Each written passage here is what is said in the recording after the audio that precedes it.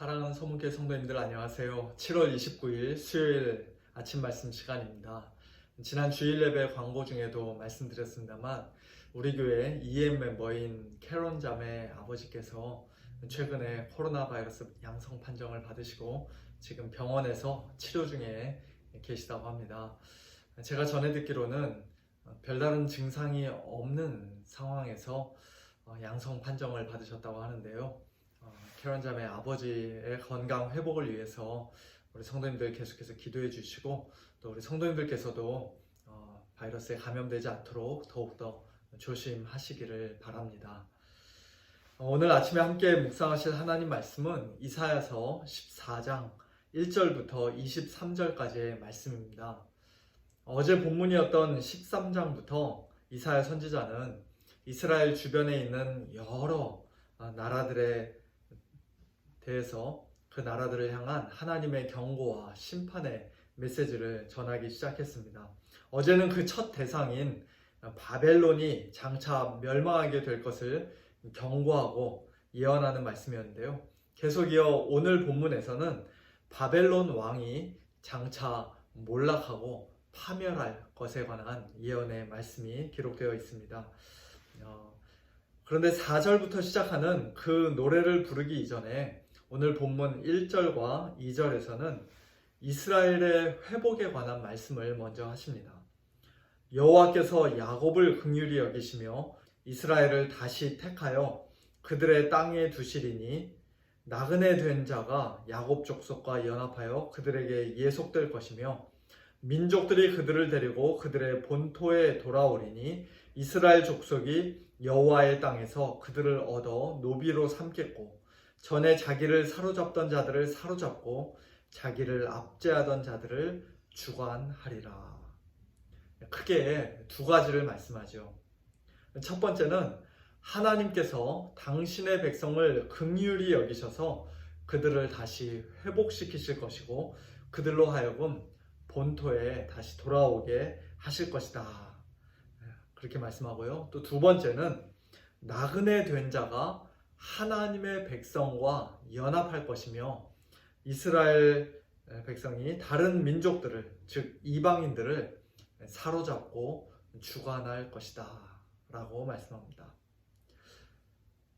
선지서를 읽다 보면 이러한 표현들이 자주 나오는데요. 역사적으로 볼 때 바벨론의 포로로 끌려갔던 남유다 백성은 BC 537년부터 이제 본토로 다시 귀환하기 시작했습니다. 하지만 그들이 이방인들을 실제로 다스리고 주관한 적은 그 이후로도 단 한 번도 없었어요. 이스라엘 백성은 바벨론에서의 그 포로 귀환 이후로 계속해서 페르시아, 그리스, 로마 등 강대국들의 침략을 받고 또 그들의 다스림을 받았을 뿐만 아니라 더 중요한 것은 그들이 영적으로 계속해서 죄와 사망에 포로된 상태에 머물러 있었다는 것입니다. 그러므로 오늘 1절과 2절 이 본문 말씀은 단순히 바벨론에서의 포로 귀환을 약속하는 말씀이 아니라 하나님의 백성을 진정으로 자유케 하실 메시아, 즉 예수 그리스도께서 이 땅에 오실 것을 예언하는 말씀이라고 할 수 있습니다. 포로 상태에 있는 당신의 백성을 긍휼히 여기신 하나님께서는 예수님을 통해 그들을 하나님의 나라로 인도해 주셨습니다. 혈통적으로 유대인들, 이스라엘 백성들뿐만 아니라 다른 민족과 이방인들도 예수님 안에서 모두 하나님 나라의 백성이 되게 하시고 하나로 연합하게 하셨습니다. 또한 3절 말씀처럼 하나님께서는 우리를 슬픔과 곤고와 및 우리가 수고하는 모든 고역에서 놓으시고 안식을 주시는 하나님이십니다. 수고하고 무거운 짐진 자들아 다 내게로 오라 내가 너희를 쉬게 하리라 말씀하신 예수님 안에서만 우리는 참된 쉼과 안식을 누릴 수 있습니다.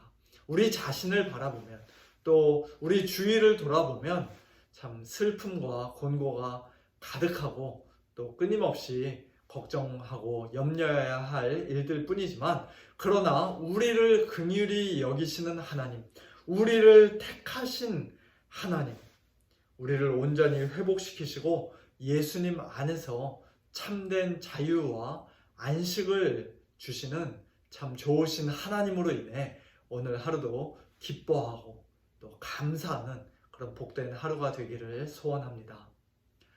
4절부터는 하나님의 백성을 압제하던 바벨론 왕이 멸망할 것에 관한 노래가 기록되어 있습니다.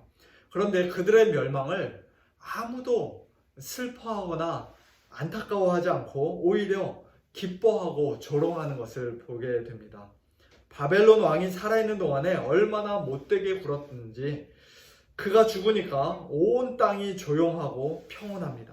사람들이 다 소리 높여 노래하고 심지어는 나무들도 기뻐합니다. 바벨론 왕이 죽었다는 소식에 이미 먼저 죽어서 스올에 가 있던 영혼들도 난리가 났습니다. 스올이 너로 말미암아 소동한다고 9절에서 말씀하죠. 그들이 영접하고 열방의 모든 왕들도 자기 자리에서 일어나는데요. 그러나 그것은 바벨론 왕이 스올에 온 것을 환영하거나 또 그에게 정중하게 인사하기 위해서가 아니었습니다. 조롱하고 비웃기 위한 것이었죠. 10절에 너도 우리같이 연약하게 되었느냐, 너도 우리같이 되었느냐라고 그들이 말합니다. 꼴 좋다는 것이에요. 11절 내 영화가 스올에 떨어졌으며 내 비파 소리까지로다. 구더기가 내 아래에 깔리며 지렁이가 너를 덮어도다. 살아있을 때는 매일 밤마다 최고급 침대에 가장 부드러운, 가장 좋은 이불을 덮고 잤을 텐데, 그러나 이제는 징그러운 구더기와 지렁이를 침대 삼아, 이불 삼아 지내야 하는 신세가 된 것입니다. 12절에서는 바벨론 왕을 일컬어서 너 아침의 아들 계명성이여 라는 말로 부릅니다. 계명성이라는 것은 쉽게 말하면 금성, 비너스를 가리키는 말인데요. 이른 새벽 태양이 뜨기 직전까지는 가장 밝게 빛나는 별이라고 합니다. 금성이라는 말이 라틴어로 루시퍼라는 단어인데 17세기 초 영국에서 킹 제임스 성경을 번역할 때 이 단어를 영어로 바꿔서 번역하지 않고 라틴어 그대로 루시퍼라는 말로, 그것도 소문자가 아니라 대문자로 루시퍼라고 이렇게 써서 번역을 했기 때문에 그것이 오늘날까지도 소위 사탄의 이름으로 우리 사람들에게 알려지고 있습니다. 그러나 오늘 이사야 14장 본문 말씀은 그 전체적인 문맥을 볼 때 사탄에 관한 말씀이 아니라, 사탄이 어떻게 타락하게 되었는가를 그 기원을 우리에게 가르쳐 주시는 말씀이 아니라, 천하에 무서울 것이 없었던 바벨론 왕이 하나님께 심판받을 것에 대한 예언의 말씀입니다. 그가 하늘에서 떨어졌다 하는 그런 표현도 문자 그대로라기보다는 시적으로 또 신화적인 이미지를 사용해서 하시는 말씀이죠. 살아생전 떵떵거리며 천하를 호령하던 바벨론 왕이 하나님께 심판을 받게 되는 가장 큰 이유는 역시 그의 교만의 죄 때문입니다. 13절과 14절 내가 내 마음에 이르기를 내가 하늘에 올라 하나님의 뭇별 위에 내 자리를 높이리라. 내가 북극 지폐의 산 위에 앉으리라. 가장 높은 구름에 올라가 지극히 높은 이와 같아지리라 하는도다. 사탄의 죄도 사실 이와 크게 다르지 않을 것이라 생각합니다만, 그러나 이처럼 스스로 하나님과 같아지고자 하는 교만한 마음은 창세기 3장 에덴 동산에서 하와를 유혹하던 뱀이 하와의 마음에 심어주고 싶어 했던 것이죠. 그리고 타락한 우리 죄인들이라면 누구나 다 스스로 하나님과 같이 되고 싶어하는 마음을, 즉 하나님과는 완전히 독립되어서 내 힘으로 살아가고 또 내 스스로 판단하고 결정하기를 원하는 그런 교만한 마음을 우리 모두가 다 가지고 있습니다. 교만하니까 사람들이 기도하지 않는 것이죠. 교만하니까 하나님 말씀을 읽지 않는 것입니다. 그리고 교만하니까 예수님도 필요로 하지 않는 것이에요. 그저 자기 힘과 능력으로, 자기 생각과 지혜로, 또 자기 의와 공로로 충분하다고 생각하며 이 세상에서 살아갑니다. 그러나 그렇게 교만한 자들은 이 세상을 떠나는 날 바벨론 왕처럼 결국 스올, 곧 구덩이 맨 밑에 떨어짐을 당하게 될 것입니다. 사랑하는 성도 여러분, 우리가 하나님의 은혜로 예수님을 믿고 구원을 받았다는 것은요, 이 교만의 결과인 심판과 형벌로부터의 구원뿐만 아니라 그 교만 자체로부터의 구원도 포함된 것입니다. 이제 우리는 가장 겸손하신 예수님을 본받아 예수님의 그 아름다운 형상을 매일매일 점점 더 닮아가는 자들이 되었어요. 우리 안에 계신 성령님께서 날마다 우리를 도와주십니다.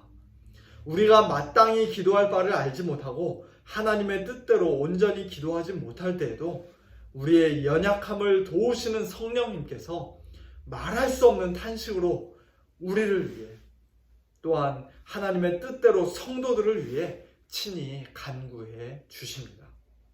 하나님의 말씀을 사모하는 마음을 우리에게 주시고 말씀을 들을 수 있는 귀와 깨닫는 마음도 우리에게 허락하시며, 또한 그 말씀에 겸손히 순종할 수 있는 능력도 성령님께서는 우리에게 부어주십니다. 그리고 오직 예수님만 믿고 예수님만 의지하며 살아갈 수 있도록 성령님께서는 우리에게 날마다 믿음을 더해 주십니다. 성령님께서 공급해 주시는 이와 같은 겸손의 은혜가 우리의 마음과 생각에, 또 우리의 모든 말과 행실에 가득히 넘치는, 가득가득 넘치는 그런 복된 하루가 되기를 우리 주님의 이름으로 간절히 축원합니다. 함께 기도하시겠습니다. 하나님 아버지, 감사합니다. 지극히 교만하여서 바벨론 왕과 같이 멸망할 수밖에 없었던 저희들을 하나님께서 먼저 긍휼히 여겨주시고 구원해 주셨을 뿐만 아니라 또한 가장 겸손하신 우리 예수님 닮아가는 영광스러운 삶 살아갈 수 있도록 은혜 주시니 감사를 드립니다. 하나님 아버지, 그저 입술만의 겸손이 아니라 우리의 마음과 생각이, 또한 우리의 모든 삶이 정말로 겸손하기를 원합니다. 더욱더 겸손하기를 원합니다. 하나님 앞에 늘 겸손히 꿇어 엎드려 기도하기에 더욱더 힘쓰는 저희들 되게 하시고, 하나님의 말씀, 생명의 말씀, 진리의 말씀을 늘 사모하며 더욱더 가까이 하는 저희 모두가 되게 하여 주시옵소서. 이 세상의 헛된 것들 자랑하며 살지 아니하고 오직 예수님만을 자랑하는 저희들 되게 하시고, 또한 우리 자신의 참 힘과 능력과 지혜를 의지하며 살지 아니하고 오직 성령의 도우심을 의지하며 성령님의 인도하심을 받으며 살아가는 저희 모두가 되어지도록 하나님 아버지 은혜를 베풀어 주시옵소서. 사랑하는 우리 성도님들의 몸과 영혼을 오늘도 지키시고 보호하여 주시되, 특별히 캐런 자매 아빠를 하나님께서 긍휼히 여겨주시고 하나님 치유하시는 손길로, 능력의 손으로 만져주시고 고쳐주시기를 간구합니다. 하나님 아버지, 이 어려운 시간을 통하여서 우리 캐런 자매의 모든 가족이 살아계신 하나님을 더욱더 깊이 만나고 체험하게 하여 주시고, 하나님 안에서, 예수 그리스도 안에서 참된 자유와 또 안식을 누리는 그러한 영적인 축복의 시간이 되어지도록 은혜를 베풀어 주시옵소서. 모든 것 주님께 의탁드리며 살아계신 예수님의 이름으로 간절히 기도하옵나이다. 아멘. 성도님들, 오늘도 성령님의 도우심과 인도하심 가운데 겸손히 하나님 앞에 머물며 사시고요. 우리 내일 모레 금요일 아침에 또 다시 건강한 모습으로 반가운 얼굴로 뵙도록 하겠습니다. 안녕히 계세요.